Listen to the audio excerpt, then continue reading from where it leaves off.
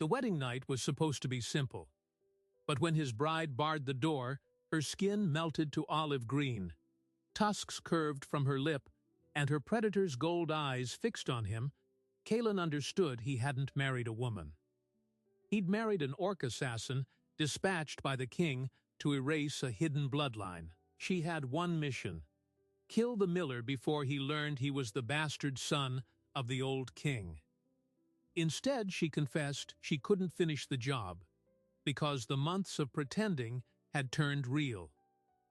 Now the king's hunters are closing, and the only person Kaelin can trust is the killer who chose him over a crown. Kaelin was nobody, a miller in a forgotten village who had buried his parents and expected nothing from the world. But his blood carried a secret that could topple a throne. He was the bastard son of the old king, hidden at birth to survive a purge.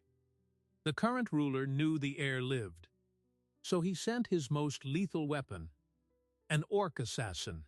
She posed as Kaelin's wife, married him under false eyes, and waited for the kill order. Instead, she fell in love. Now they are both marked for death, running from a kingdom that wants them erased.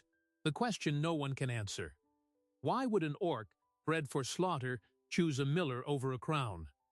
To understand why, you have to go back 27 years to a kingdom drowning in blood. The old king, Aldrich IV, was a just ruler. Too just. He wanted to break the stranglehold of the noble houses and return land to the common folk. The lords hated him for it. So they poisoned him at a feast, then butchered his wife, his daughters, his infant sons, everyone with a drop of royal blood. Or so they thought. The queen's midwife, a woman named Ilara, knew the castle was falling. She wrapped the king's newborn son in a flour sack and escaped through the catacombs. She rode through the night to a village so remote it didn't appear on any map, placed the child in the arms of a childless miller and his wife, and vanished. That boy grew up believing his parents had died of fever when he was young, that he was ordinary, that the world had nothing for him. He was wrong. The man who poisoned the old king seized the throne and has ruled ever since. But he never stopped searching for the lost heir. He knew a babe had escaped. His spies combed every province, offered gold for rumors, tortured midwives for confessions. And 3 decades later, a whisper finally reached the capital. The hidden prince was alive, grinding grain in the Thornwood Valley, calling himself Kaelin, no family name, no claim to any bloodline. The king acted immediately. He could not send soldiers. A public execution would expose the truth. So he sent the only weapon he trusted for a silent kill, an orc assassin named Roka. Roka was not like the orcs of common legend.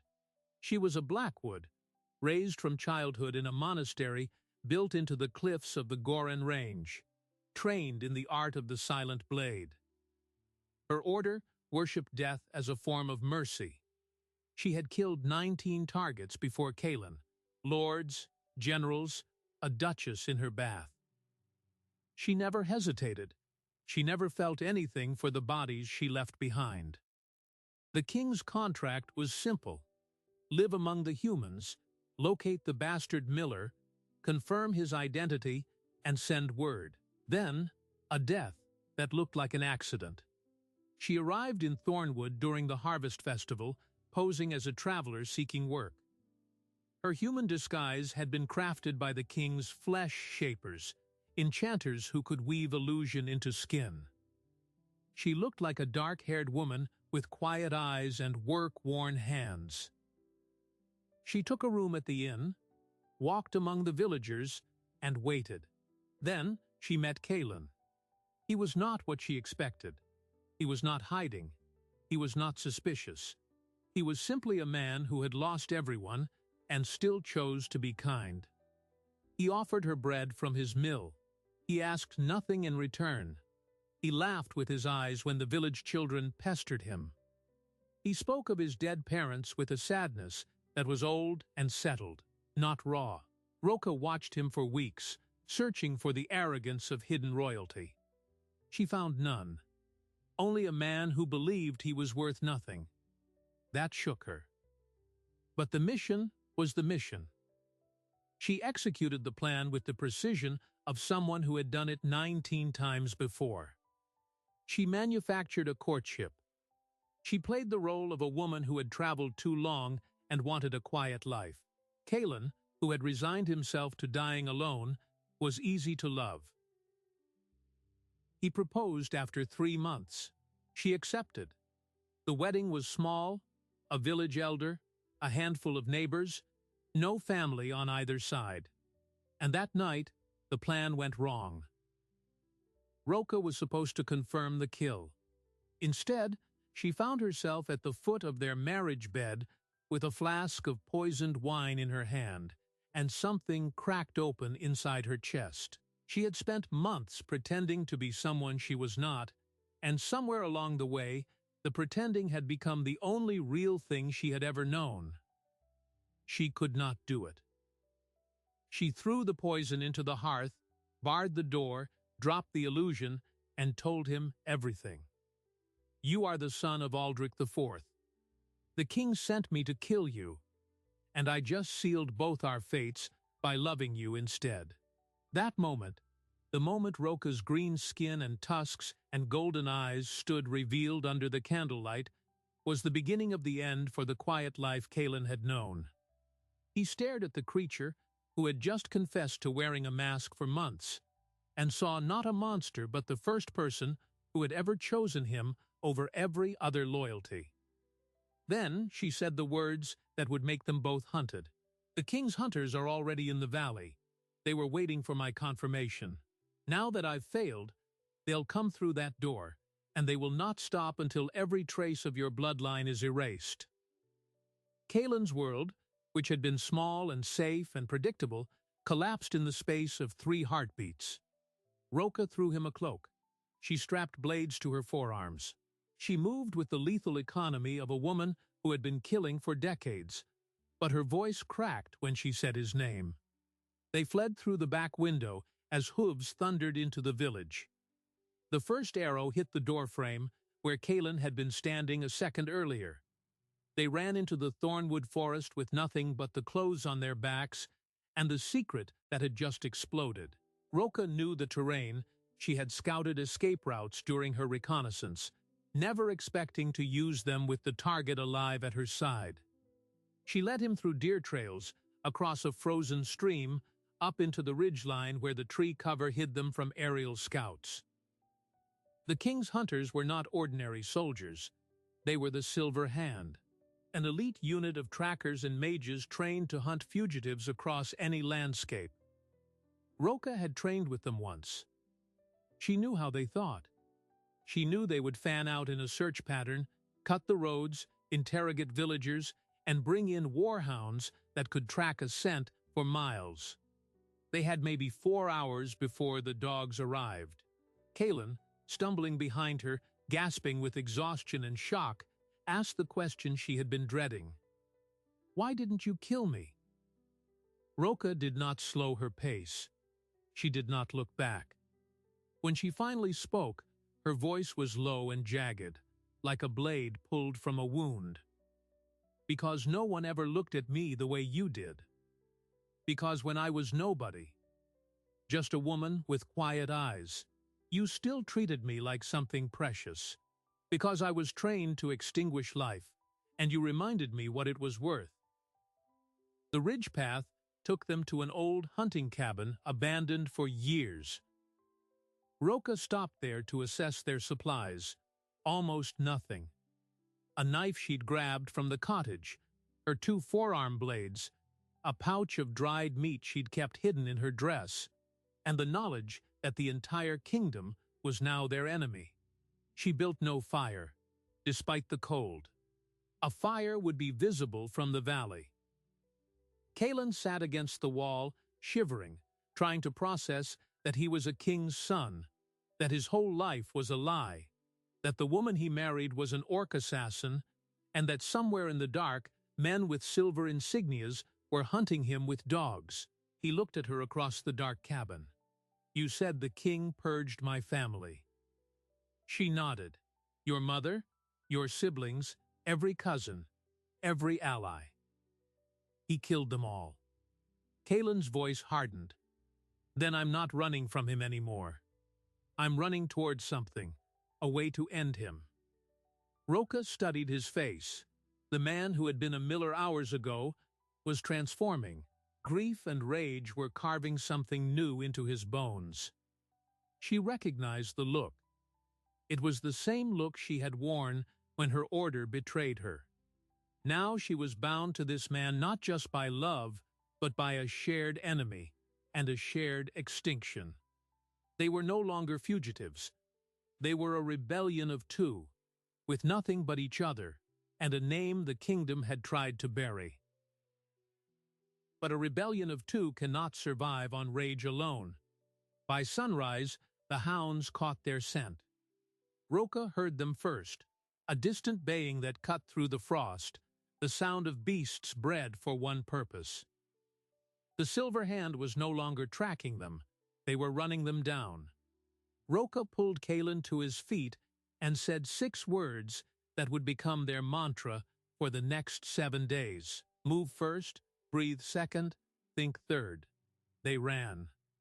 Through the ridge pines, down a rockfall that tore the skin from their palms, across a river so cold it burned like fire. Roka moved with the silent economy of a predator, pausing only to sweep their tracks with branches, to double back through streams, to lay false trails that might buy them minutes. Kaelin learned fast, or he died. On the 3rd day, with the hounds closing, they found the cave. It was not an accident. Roka had been steering them toward it since the cabin, navigating by memory of a map she had burned into her mind during her reconnaissance. The cave mouth was hidden behind a waterfall, the kind of place that erased scent and sound. They collapsed inside, soaked and bleeding and starving, and for one night the hounds did not find them. In the darkness, Roka finally told him the rest. She had not been sent merely to kill a hidden heir. She had been sent by an order that owed its survival to the king. The Blackwood Monastery had made a pact 20 years earlier. They would provide the king with assassins, and in return, he would protect their territory from the human crusades that had slaughtered other orc sanctuaries. The order was not evil, but it was hostage. Every sister, every elder, every child in the cliffs of Goron lived because the king allowed it. Roka had broken that pact. By sparing Kaelin, she had not only defied the king, she had endangered everyone she loved. The Silver Hand was not only hunting her. They were already riding for the monastery to make an example. Kaelin listened in the dark, the waterfall drowning out the night birds. He realized the woman beside him had sacrificed more than he could fathom. She had not chosen him over a contract. She had chosen him over an entire civilization. He reached for her hand. In the cold and wet, with death outside, he made a vow.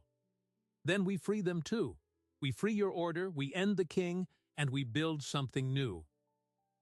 Roka looked at him as if he had just declared war on gravity, which, in a way, he had. But she nodded. Because she had spent 2 decades obeying fear, and the man who ground grain had just offered her something she had never tasted, hope. They left the cave at dawn and pushed deeper into the wilds. The Silver Hand should have caught them on day 5. They did not. Because on day 5, Kaelin and Roka stumbled into the Glimmerwood, a cursed forest that the villagers of Thornwood had whispered about, but never entered. The Silver Hand's mages refused to follow. The forest was old magic, the kind that predated human kings and orc pacts, and it did not welcome those who served false crowns. The trees themselves seemed to shift, paths closing behind them, the torches of their pursuers swallowed by mist. For 3 days, the forest hid them, and on the 3rd day, it delivered them to the one man who could change everything. His name was Alaric Vane. He had been the old king's spymaster, presumed dead for 27 years. He lived now in a hollowed oak the size of a keep, surrounded by ancient wards and a network of informants who communicated through birdsong and wind patterns. When Kaelin walked through his door, Vane did not ask for proof. He looked at Kaelin's face, the jawline of Aldrich IV, the eyes of the queen he had loved from a distance, and wept. The old spymaster had spent 3 decades preparing for this day. He had files, he had maps, he had bank records and intercepted letters and the names of every noble who had taken part in the purge. But more importantly, he had the one thing no one else possessed, a royal document sealed with Aldrich's own signet, written in his final hours, naming his newborn son as the true heir and nullifying any succession that came through treachery. The king had spent 27 years discrediting the memory of Aldrich IV. This single parchment could undo him. But a document alone was worthless without a plan to use it. And while the silver hand waited at the edge of the Glimmerwood, Vane laid out the true scope of the threat. The usurper king Malric was not merely a tyrant. He was a warlock. He had bound his life force to something old and hungry beneath the castle, feeding it sacrifices in exchange for power. The longer he ruled, the harder he would be to kill. And he would know the moment Kaelin set foot in the capital, because the blood of Aldrich would sing to the dark thing in the keep. So Kaelin had a choice: hide forever in the magical forest, or walk into the jaws of a sorcerer king who could sense his very existence. He chose to walk. Because that's what millers do when they learn they are kings. The plan was suicide dressed as strategy. They would travel to the capital under false identities arranged by Vane's network, Roca as a merchant's bodyguard, Kaelin as a ledger clerk. The city was a den of spies, but it was also the only place where the Council of Lords would be forced to hear a legitimate claim. The council met every full moon to hear grievances, and if Kaelin could present the sealed document before Malric's own court, the law would protect him long enough for the truth to spread. Long enough, maybe, for the kingdom to remember the old king's justice and rally. The flaw in this plan was obvious. Malric would never let him reach that chamber alive, so they would have to move fast, and they would have to move with enough chaos around them that the warlock's attention was split. The second gift Vane gave them was contact with the resistance. It existed, barely, in the city's underbelly.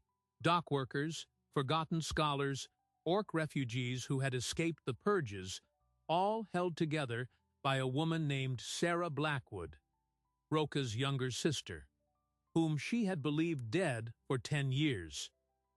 That revelation hit Roca like a physical blow. The monastery had exiled Sarah for questioning the pact with the king. They had told the younger sisters she was executed. But Sarah had survived, crawled her way to the capital, and built the very network that could now deliver the kingdom.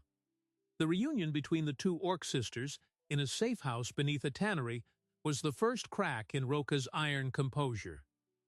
They did not embrace. They stood 3 feet apart, breathing hard, eyes locked in a storm of grief and fury and relief. Then Sarah said, "I knew you would come.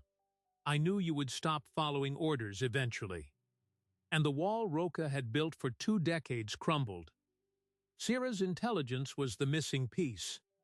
She confirmed that the Silver Hand had been recalled to the capital, not because they had given up, but because Malric was preparing for the rite of binding, a ritual that occurred once every 7 years to renew his pact with the dark entity beneath the castle. The rite required royal blood, and since Malric had none of his own, he had been using captured descendants of the old court, draining them to ash. Kaelin was not merely a threat to his throne, he was the most potent fuel source the warlock had ever located. The king was not hunting him out of fear, he was hunting him out of hunger. and if Kaelin walked into the capital, Malric would sense him immediately, like a shark scenting blood across an ocean. The mission had just become a race against a ritual that would make the king unstoppable. With the full moon only 6 days away, Kaelin and Roka made their final preparations. They memorized the sewer routes beneath the castle, mapped the guard rotations, and practiced the identities Vayne had forged. Every moment they spent in that safe house, the city above them vibrated with tension. Rumors were spreading that the old king's son had been found, that the lost heir was coming. Malric's propaganda machine was working overtime, painting Kaelin as a pretender, a demon in human form, a puppet of orc vengeance. The propaganda worked against them in one crucial way: it made the common people afraid. They could not win a popular uprising. They would have to win in the council chamber itself, before witnesses, with the document and the truth. It would be a single throw of the dice, with everything on the line. On the morning of the full moon, Kaelin kissed Roka in the dark. They had not been husband and wife for weeks. They had been soldiers, scouts, fugitives. But in that final hour before the infiltration, they were simply two beings who had found something improbable in the jaws of extinction. He said, "Whatever happens in there, I want you to know, I never felt alive until you showed me what I was." She traced a scar on his cheek and replied, "Then don't die before we can live it." Then they pulled on their disguises, strapped their hidden blades, and walked out of the safe house toward the castle gates. Somewhere beneath the throne room, an ancient hunger stirred, tasting the air for the blood of a king come home. They entered through the east sewer gate, the one Sarah's people had kept unwatched for exactly 12 minutes. The air was thick with rot and old magic, and the stone dripped with something that felt less like water and more like the castle's pulse. Kaelin and Roka moved through the dark with the synchronized silence of two people who had learned each other's breathing patterns in caves and forests and safe houses. Above them, the castle prepared for the council session. Guards marched, servants lit torches. But beneath, in the foundations, the warlock king was already stirring. Malric had sensed Kaelin the moment he entered the city. The blood of Aldrich sang through the ancient stone like a bell struck once. And now, he was waiting. Roka felt it first, a pressure in the air, a thickening that had nothing to do with temperature. She had been trained to detect magical signatures, and this one was vast and hungry. It coiled around the lower levels like a serpent that had not fed in years. They passed the prison cells first. What they found there nearly broke them. Sarah had mentioned prisoners taken for the rite of binding, but she had not known the scale. At least 30 people, men, women, elderly, chained to walls, their veins blackened from previous drainings. Some were dead, some were barely breathing. They were the last descendants of the old court, the families who had served Aldrich IV. Malric had been bleeding them slowly, preserving them like livestock for the 7-year ritual. Kaelin recognized a face, an old woman who had been his mother's lady in waiting, her mind gone but her eyes flickering with recognition when she saw his face. He knelt beside her and whispered his name. She smiled, and then she died, her heart giving out as if it had been waiting for this one moment. Kaelin stood up with a coldness that Roka had not seen before. The miller was gone. The king had arrived. They could not free the prisoners without triggering alarms, but they could do something worse to Malric's plans. Sarah's network had a mage, a renegade court sorcerer who had been Aldrich's apprentice, waiting near the ritual chamber. If Kaelin could interrupt the rite, even momentarily, the mage could sever one of the binding conduits. That would weaken Malric and turn his own dark pact into a weapon against him.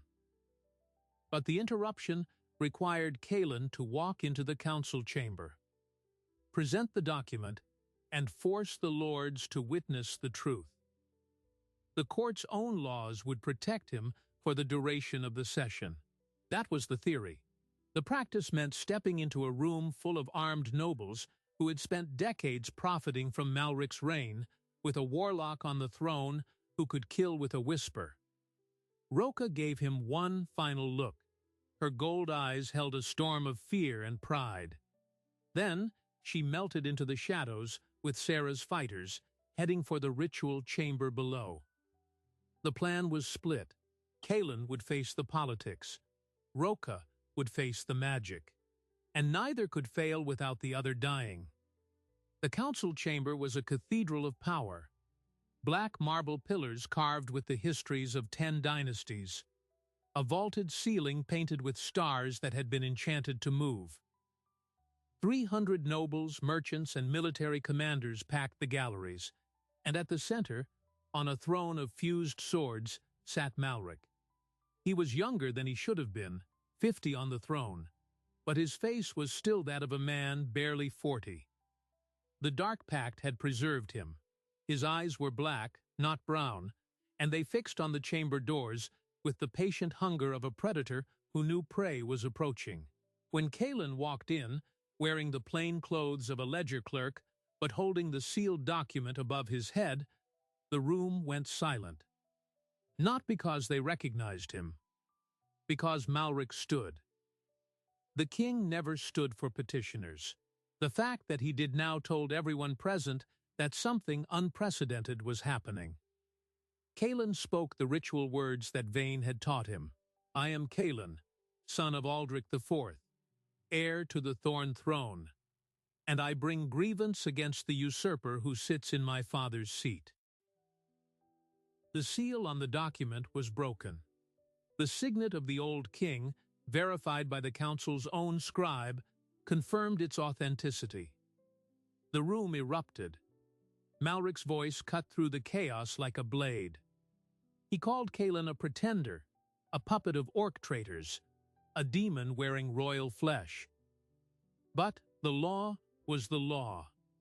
The council was bound to hear the grievance. And so, for the next hour, Kaelin did what no one had done in 27 years. He told the truth in the heart of the lie. He named the lords who had poisoned his father. He recited the names of the dead, his mother, his siblings, the midwife who saved him. He laid out the financial records Vayne had provided, showing how the purge had enriched the very nobles now sitting in this chamber. Some of them paled, some edged toward the exits, and Malric, bound by the council protocols he himself had never dared abolish, could only sit and listen as his foundation cracked. But protocol had limits. The rite of binding was set to begin at midnight, and when the first chime sounded, Malric smiled. The council session was automatically adjourned for ritual obligations. The protection ended, and in that moment, the king unleashed the full force of his dark magic. Black tendrils erupted from the throne, shattering the marble floor and reaching for Kaelin. The nobles screamed and scattered. Guards rushed forward, and Kaelin, standing alone in the center of the chamber, closed his eyes and whispered a single word, now. Below, in the ritual chamber, Rocha had been waiting for that signal. The renegade mage, an elderly man named Fenric, began the counter-ritual the instant the chime sounded. Severing a binding conduit was like cutting an artery. Violent, sudden, catastrophic. The dark energy that Malric had been drawing upon for decades reversed its flow. It turned on him. The black tendrils in the throne room convulsed and snapped, and Malric screamed, a sound that was not entirely human. His youthful face cracked, aging decades in seconds, the stolen years falling away as the pact broke. But he did not die cleanly.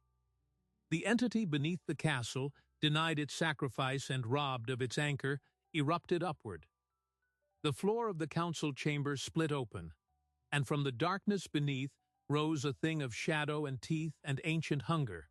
It had no shape, only formless rage given substance by centuries of stolen life. Malric, his body failing, laughed through bloody teeth. If he was to fall, he would drag the entire kingdom with him. The shadow entity flooded the chamber, swallowing torches and bodies indiscriminately. Cailan ran, not away but toward the breach, because he had made a promise to Roca. He was not going to survive if she didn't. He found her in the corridor beneath the chamber, covered in blood that was not hers, fighting her way through possessed guards with her twin blades. The sisters had succeeded in destabilizing the ritual, but the entity was loose now, and it would consume everything. Fenric was dead, his life drained, powering the severance. Sarah was wounded, leaning against the wall with a shattered arm. Roca saw Cailan, and for 1 second her face lit with relief. Then the entity turned toward them. It recognized the blood of Aldrich. It knew its true prey. Cailan drew the short sword Roca had taught him to use in the woods, and he stood beside his wife. If this was to be their end, they would end it together. But Sarah, bleeding and broken, had one final card. In the chaos of the severance, she had retrieved a shard of the binding conduit, a crystal charged with the entity's own energy but now untethered. She pressed it into Roca's hand and said words that Cailan did not understand. A prayer from the old orc faith, the kind spoken when one warrior offers their life for another. Then she shoved them both toward the stairs and turned to face the entity alone. Roca screamed. The crystal detonated. The blast of raw magical feedback sent Cailan and Roca tumbling into the upper corridor. When the light faded and the ringing stopped, the shadow entity was gone, pulled back into the abyss as the final conduit shattered. The castle stopped shaking, and Sarah was nowhere to be seen, only a scorch mark on the stone floor and the faint scent of ozone. They crawled out of the wreckage of the council chamber as dawn broke over the capital. Malric was dead, his body a withered husk on the broken throne. The entity was sealed, perhaps permanently. The ritual site collapsed into rubble. The surviving lords, those who had not fled or been consumed, knelt in the smoking ruin and recognized the son of Aldrich IV as their king, not because they wanted to, but because the law demanded it, and because the man standing before them was covered in the ashes of a tyrant and the blood of an orc who had sacrificed everything for him. The reign of Malric ended with a whimper, not a war. The reign of Cailan began with a funeral. The first official act of the new king was to honor Sarah Blackwood and the resistance fighters who had given their lives. He granted the Blackwood Monastery full sovereignty, ending the pact that had held them hostage. And he declared that orcs would be recognized as citizens of the kingdom for the first time in history. It was a decree that made half the court furious and the other half terrified, but Cailan no longer cared about the court. He had seen what injustice looked like from the bottom of a forgotten village, and he had seen what loyalty looked like from the gold eyes of an orc assassin who chose love over duty. He would rule from that perspective, or not at all. Roca, in the weeks that followed, walked the halls of the castle like a ghost, learning to inhabit a new body. She had been bred for silence and death, and suddenly she was the consort of a king, standing in sunlit rooms while diplomats bowed. It was disorienting. Some nights she still woke reaching for a blade that was not there, her muscle memory refusing to accept peacetime. But Cailan was there every time, a hand on her shoulder, the steady presence of the man who ground grain and had looked at her like she was precious. They grieved Sarah together. They rebuilt the kingdom together. And slowly, imperceptibly, they began to believe that the future was not merely a reprieve from extinction, but something worth building. The final surprise came 6 months later, on the anniversary of the night Roca had dropped her illusion. A courier arrived from the Glimmerwood carrying a sealed letter in vein script. Inside was news that none of them had expected. The resistance had found survivors among the prisoners in the lower cells. ones who had been left for dead, but had clung to life. Among them was a young woman with a shattered arm and severe burns, who had been pulled from the rubble of the ritual chamber by a renegade mage's last spell, unconscious but breathing. Sarah Blackwood was alive, scarred, weakened, but alive. Roca read the letter 3 times, her hands shaking, and then she did something she had not done since the night she threw the poison into the hearth. She wept openly, without shame, in full view of the court. And the court, which had learned in 6 months that their king and his orc queen were not to be trifled with, stood in respectful silence as the consort grieved joy.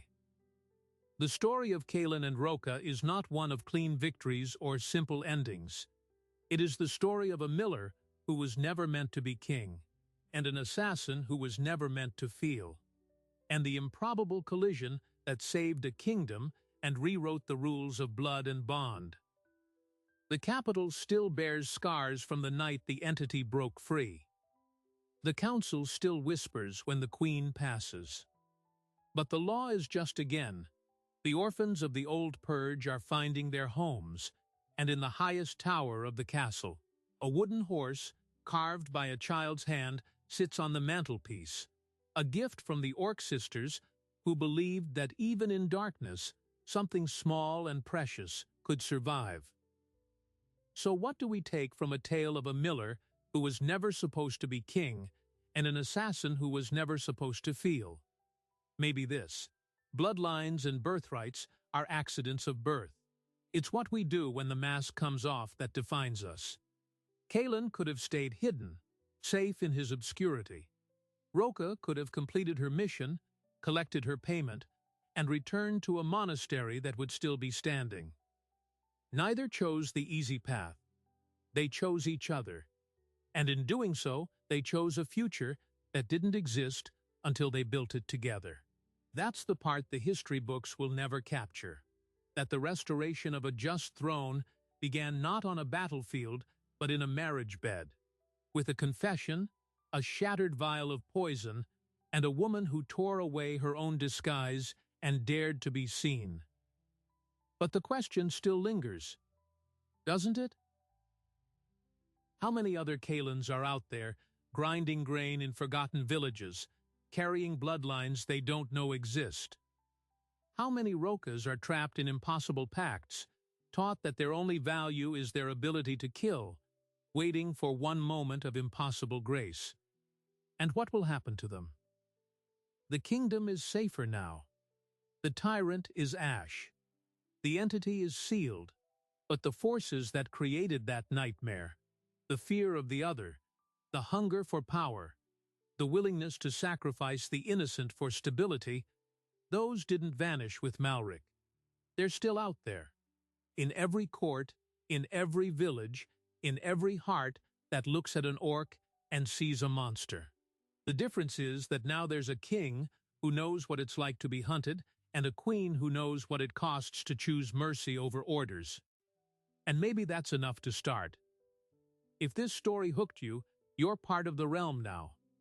Hit subscribe so you don't miss the next chronicle from the Thornwood and beyond. Tell us in the comments, what moment changed everything for you? The confession, the cave, the council chamber, or Sarah's last stand? And to everyone watching from a quiet village or a noisy city, wondering if their life is as small as it feels, remember, the hidden king was a miller, and the queen who saved him had tusks. Until next time, keep your blade sharp and your heart sharper.